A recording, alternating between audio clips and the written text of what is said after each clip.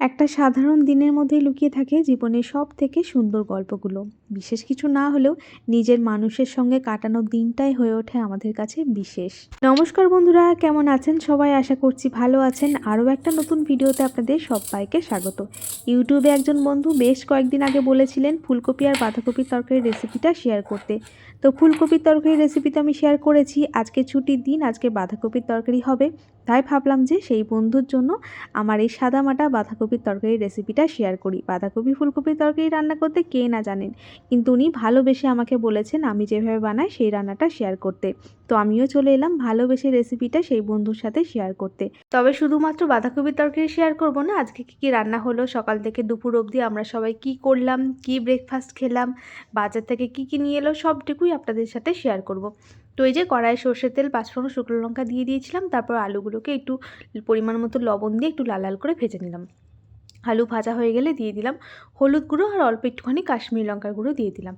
একটু নাড়াচাড়া করে মিশিয়ে নিলাম। আর এখানে নিয়েছি আদা বাটা, আর কাঁচা লঙ্কাটা বাটা ছিল না, আদাটা বাটা ছিল, তাই কাঁচা লঙ্কাটা কুচি করে নিয়েছিলাম। বেটে দিলেও ভালো হতো, তো শুধুমাত্র লঙ্কা বাটার জন্য শিল পাতলাম না এখন, তবে লাস্টে শিল পাততেই হয়েছিল।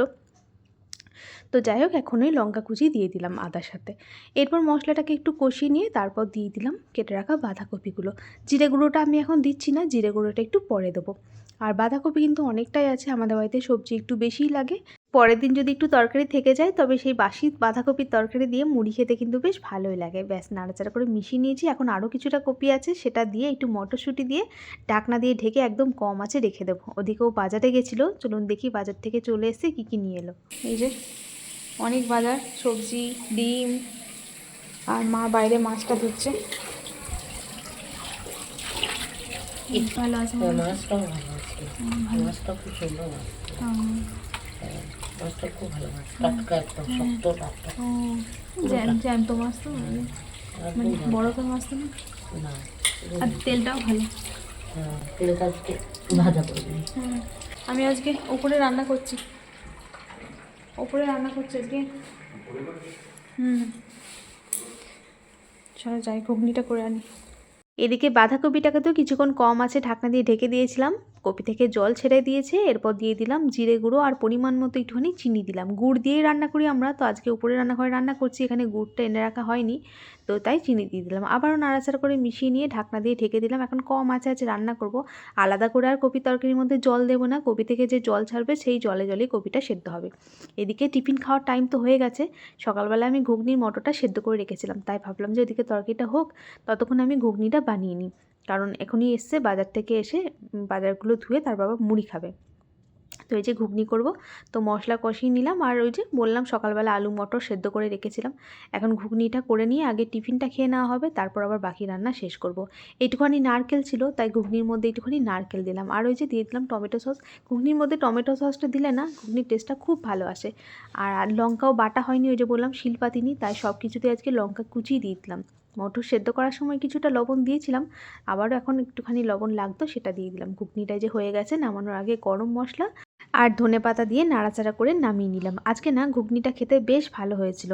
আর ওদিকে বাঁধাকপির তরকারিটাও প্রায় শেষের দিকে, জলটা শুকিয়ে গেছে, তরকারিটা একদম মাখা মাখা হয়ে গেছে। নামানোর আগে যে এলাচ আর দারচিনি শিলেতে জল দিয়ে বেটে নিয়েছি সেটা দিয়ে দিলাম, আর একটুখানি ঘি। ব্যাস নাড়াচাড়া করে মিশিয়ে নিলেই বাঁধাকপির তরকারি আমাদের একদম রেডি হয়ে গেছে।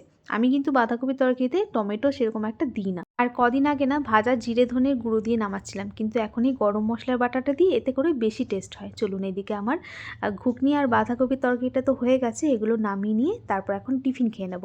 টিফিন খাওয়ার পর তারপর বাকি রান্না বান্না হবে। চলুন এখন নিচে চলে যাই। আর ওদিকে কিন্তু মায়ের মাছ ধোয়া হয়ে গেছে, রান্নাঘরে মাছ রেখে দিয়েছে।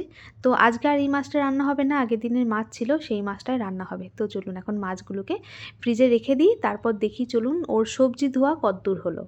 কী কী বাজার আনলে আজকে?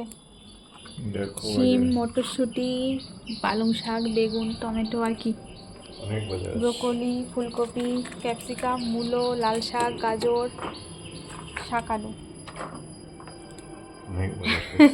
ও বাবা, এগুলো এখানে কি করেছো? ভালো বুদ্ধি। বাহ, কত বাজার সব ধুলো। মটরশুঁটি আমার ওদিকে টিফিন কিন্তু রেডি, চলো খেয়ে নেবে, চলো। এখন বাইরে ধুচ্ছিল বলে বাইরে জামা কাপড় চেঞ্জ করেনি, ঠান্ডা লাগবে করে সোয়েটার ফোয়েটার পরে। ও চলো দিয়ে দাও মুড়ি।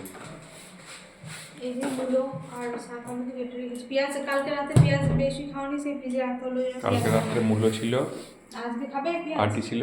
শশা ছিল। হুম। তাহলে পেঁয়াজ কি এখন করবো? কি খাবে? না খাবে? না, মুরগিটা আমার ভালো হয়েছে আজকে? খাইনি এখন, দেখি। আর একটু নাড়তে দিয়েছি। থকথকে হয়ে গেল কি? তোমার তো আমার থকথকেই ভালো লাগে। আর দেবো? না, নিলে নেবে, এখানে থাকবো। ঠিক আছে। ম্যাট নিয়ে এসে তার টিফিন খেয়ে নিই, তারপর আবার কাজ আছে। চলো বসো। কলা কলা কলা খেয়ে নিয়েছি। এনাগুলি নিয়ে যাবে। ব্রেকফাস্ট করা হয়ে গেছে, তারপর আবারও চলে এলাম রান্নাঘরে। এই যে মাছ ভাজা হবে, তো মাছটাকে এখন ভেজে নেবো। মাছটা শুধুই ভাজা হবে, আর কথা ছিল উচ্ছে আলু সিম এসব দিয়ে একটা সেদ্ধ করা হবে। কিন্তু ওই যে বাজারে এনেছে মূলো এনেছে, তো মূলো শাকগুলো বেশ ভালো, তার সাথে আরও 2 রকম শাক এনেছে।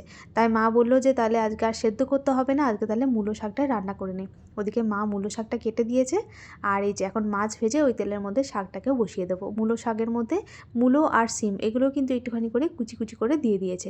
এইভাবে কিন্তু মূলো শাকটা খেতে বেশ ভালো হয়, আর আমাদের বাড়িতে মূলো শাকটা একটু মূলো আর সিম দিয়ে রান্না করা হয়। তো এই যে বড়ি রসুন ভেজে নিয়ে ওই তেলের মধ্যে পাঁচফোড়ন দিয়ে কুচি করে রাখা শিম আর মূলোগুলোকে একটু লাল লাল করে ভেজে নিতে হবে। খুব লাল লাল না, মানে কিছুক্ষণ একটুখানি ভাজা ভাজা করে নিতে হবে। সবজি থেকে তো জল ছাড়বে, তো সেই জলটা শুকনো অবধি ভেজে নেওয়া হয়েছে। তারপরে যে লবণ আর হলুদ দিয়ে দেওয়া হলো, তারপর শাকটা দিয়ে আর কুচি করা কাঁচা লঙ্কা দিয়ে এখন ঢাকনা দিয়ে ঢেকে দিলাম। ওটা এখন আস্তে আস্তে হোক, আর এদিকে এখন আমি এই যে বাসনগুলো হয়ে গেছে সেই বাসনগুলো মেজে নিচ্ছি।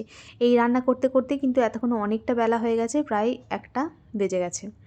আর ওদিকে ভাতের চাল আর জল হাঁড়িতে রেডি করা আছে। ভাতটা মা ফুটিয়ে রেখে দেবে খাওয়ার আগে আগে, আর আমি গিয়ে নামিয়ে নেবো। ততক্ষণ রান্নাঘরটা চলুন একটুখানি পরিষ্কার করে নিই। এই যেগুলো হয় কাজগুলো একটু যতটা এগিয়ে রাখা যায় ততই ভালো। আর ওই যে মিঠি তো ঘুম থেকে উঠে গেছে, ওই যে বাটিতে করে ঘুগনি নিয়ে চলে এসছে। এখন ঘুগনিটা আবারও ভালো করে গরম করবে, একদম মানে গরম গরম খাবে। ঘুগনি যখনই খায় ওরকমভাবেই খায়, একদম সেটাকে ফুটিয়ে নামিয়ে তারপর সেই গরম গরম খাবে। ওইদিকে ঘুগনির সাথে খাওয়ার জন্য পেঁয়াজ লেবু কাঁচা লঙ্কা এগুলোকে কুচি করে নিয়েছে। তো এই যে আমার রান্নাবান্না সব কমপ্লিট, রান্নাঘরও পরিষ্কার হয়ে গেছে। এক বন্ধু বলেছিলেন যে রান্নাঘরটা একটু ঘুরে দেখিয়ে, তো ঘুরে আর কি দেখাবো। এই যে দেখুন ছোট্ট একটা রান্নাঘর, এরই মাঝে এক ঝলক দেখিয়ে দিলাম। তারপর একটু ছাদে যাব, কয়েকটা জামা কাপড় মিলতে হবে। আর তারপর ওদিকে মা ভাতটা ফুটিয়ে রেখেছে, ভাতটাকে নামিয়ে তারপর গরম গরম সবাই মিলে খাওয়া দাওয়া করে নেব। তো চলুন বন্ধুরা, আজকের মতো ভিডিওটা এখানেই শেষ করছি। দেখা হবে নতুন আরেকটা ভিডিওর সাথে। সবাই ভালো থাকবেন, সুস্থ থাকবেন। আজকের মতো টাটা।